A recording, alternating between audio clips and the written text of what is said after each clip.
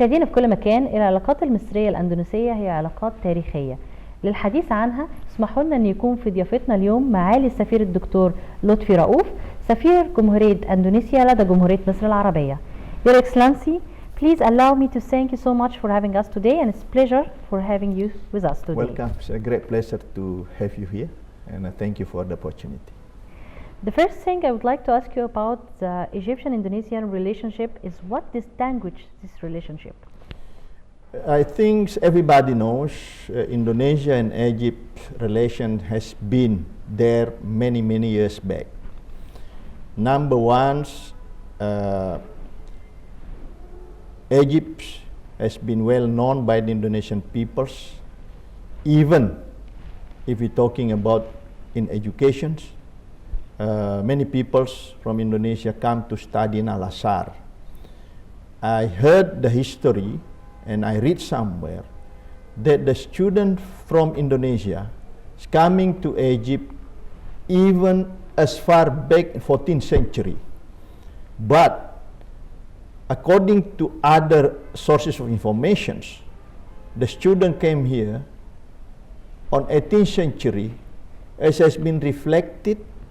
If you visited Al-Azhar, there is a place over there named Ruat Jawi. That means the people and the student from Java who come to study to Al-Azhar.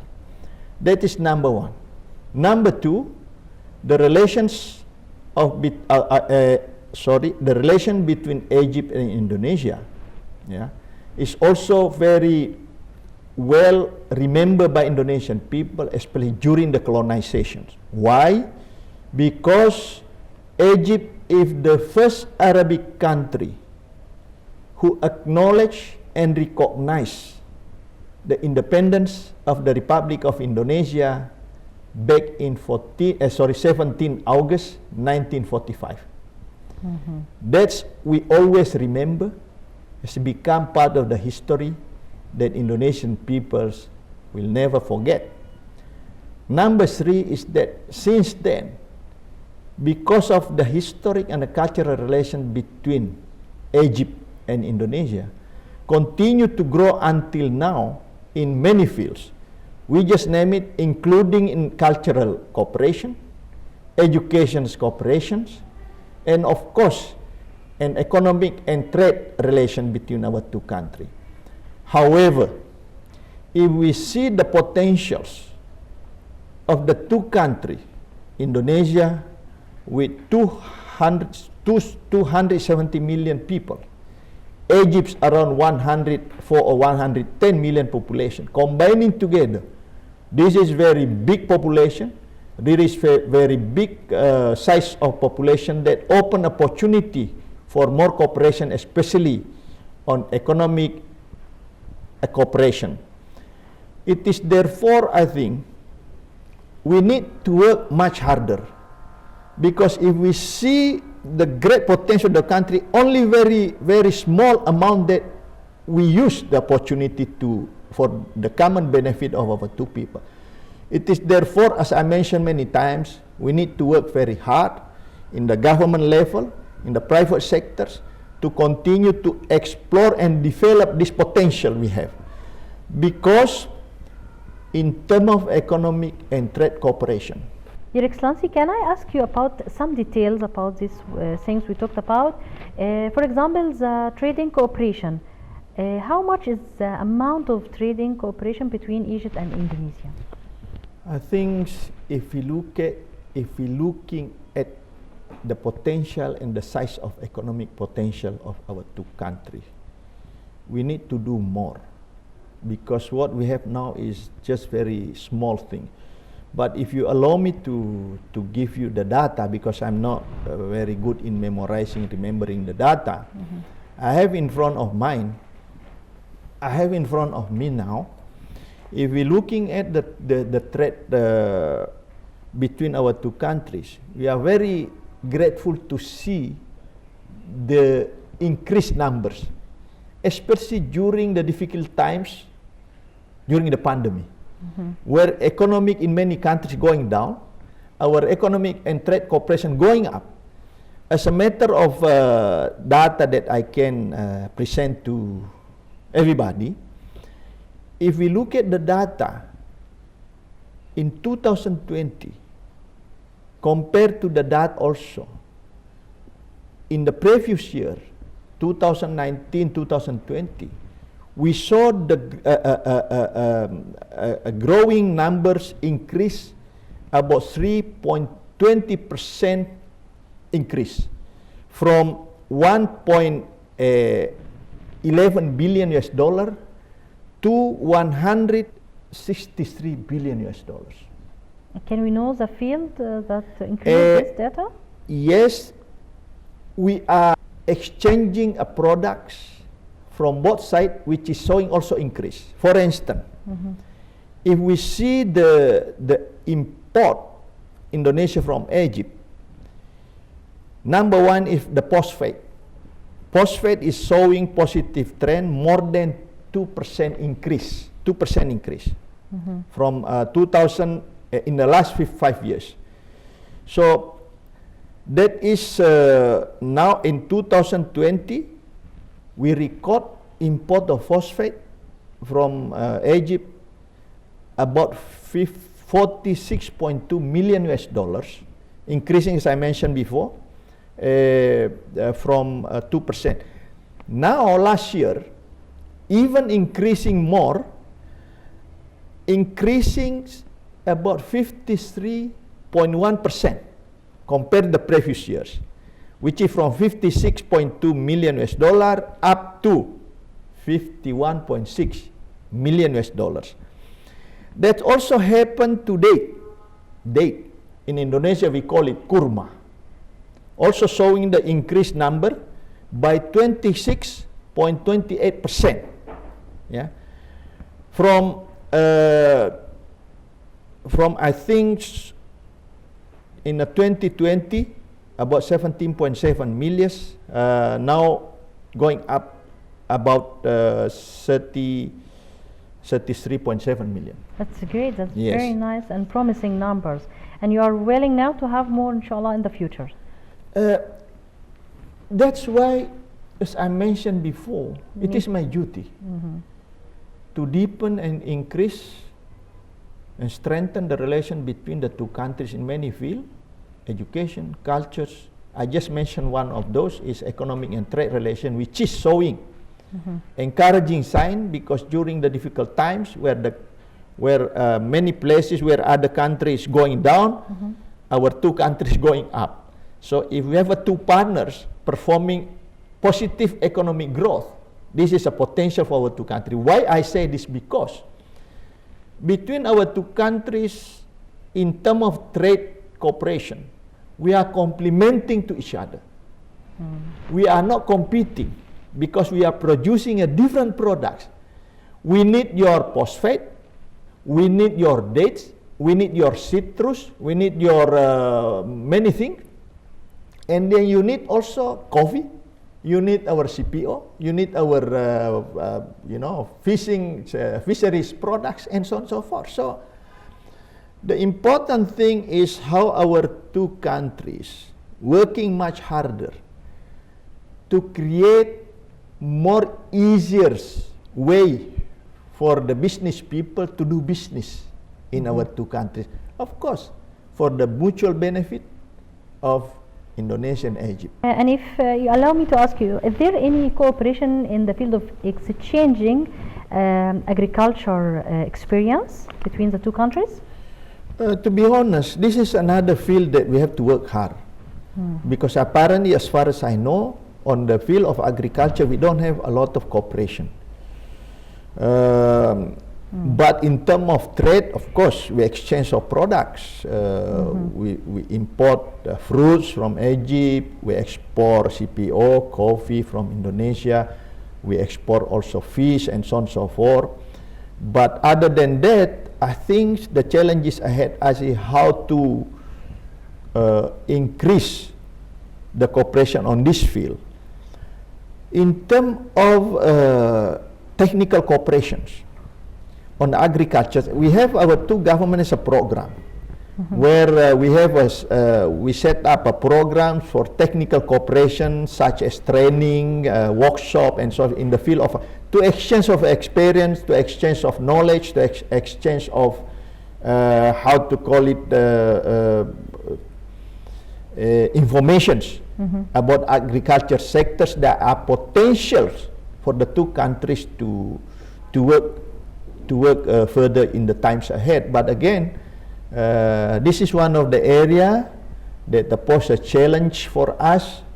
That we need to work about it. We have to work. We not only we need to. We have to work together because of the potential of our two countries on agriculture sectors. Your Excellency, that's why, sorry, interrupted. That's why I say Indonesia now working to increase the food production. We open a lot of food estates for agriculture, for rice field, where we need fertilizer. This is the phosphate is needed for Indonesia. It is therefore why the importations of phosphate from Egypt is increasing. Excellency, previously you talked with us about the Indonesian technology and how they develop it, and also the transportation field, also the development in the transportation field in Indonesia. Is there any kind of cooperation between Egypt and Indonesia in one of those fields or no? As I mentioned before, Egypt and Indonesia now working very actively in developing our respective infrastructures, in developing our means of transportations, including transportation technology. As I mentioned before, like in Egypt, Indonesia also tried to acquire high-tech technology in the field of transportations. I remember last time back in 2019, there was a delegation from Egypt to come to see the potential for cooperation on railway, because we produce also railways carriers and also signals. We have state-owned enterprises on railway, but I think, of course, a lot of country also can offer Egypt, with the others products. Of course, it is a matter of, the choice. In terms of cooperations in such as military industry, Egypt also very active on this by working with the partners from different countries in diversifying and producing their own needs. That's what also we did in Indonesia, but apparently we don't have yet a very concrete cooperation on this. That is another one that I mentioned before, opportunity that we need to work on together, because the potential is so great. It's not easy, but it doesn't mean that impossible. We can do it based on the good faith and the good friendship that we have existing so far. Your Excellency, you have been meeting His Excellency the Minister of Youth and Sports. So does it mean there is a cooperation in the field of sports in between the two countries? Definitely yes, because even without